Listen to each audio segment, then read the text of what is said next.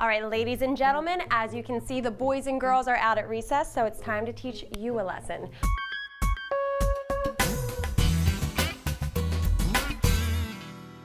We're going to play a little game. It's called Truth or Myth. So the first history lesson of today, most of you have probably heard that Mario made his debut in the Nintendo arcade game Donkey Kong. But did you know this?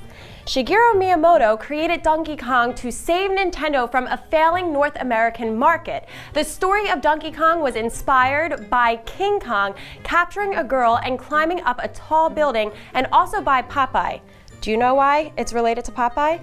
Go look that up and let me know next time.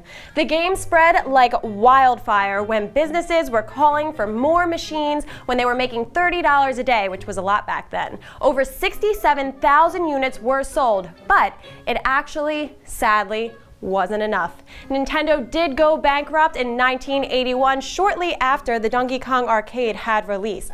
But as you know, they are back in business, and Donkey Kong ended up saving them when he reappeared in the Super Nintendo as Cranky Kong in 1994. What do you think? Truth or myth? Number 2. All right, next lesson. We're going to learn about how Naughty Dog came up with its name. Two guys named Jason Rubin and Andy Gavin met as teenagers with the common interest of liking video games, despite their very different personalities.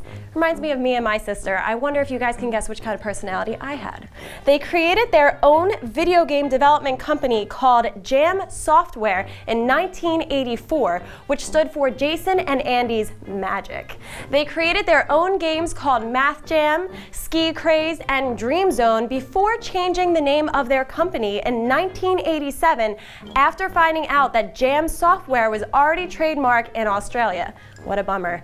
They had wanted to work with a better publisher and were about to sign a deal with EA when they found out they had 24 hours to change the name of their company to something they could legally use.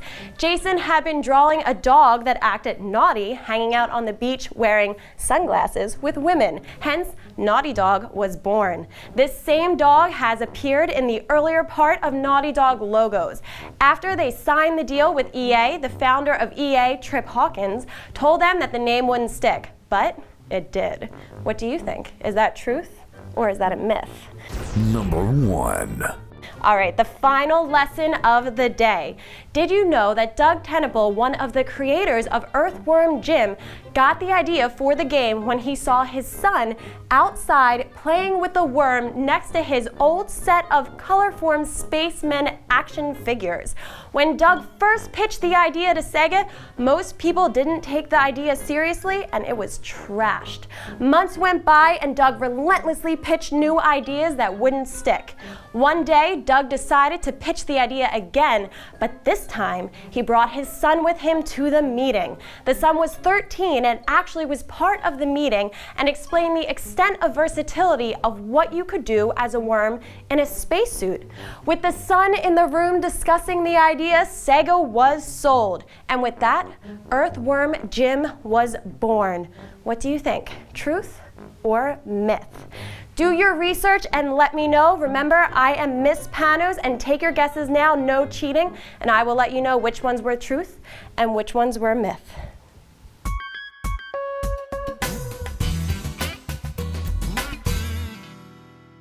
Okay, it's time for the answers, so no peeking. Don't be naughty. All right, for the first history lesson today, did you think it was truth or myth?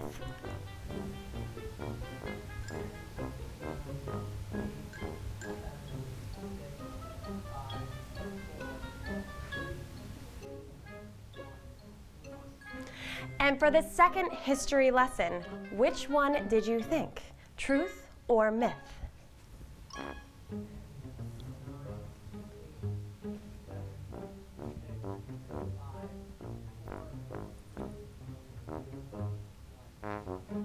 And our third and final lesson today, what did you think? Truth or myth?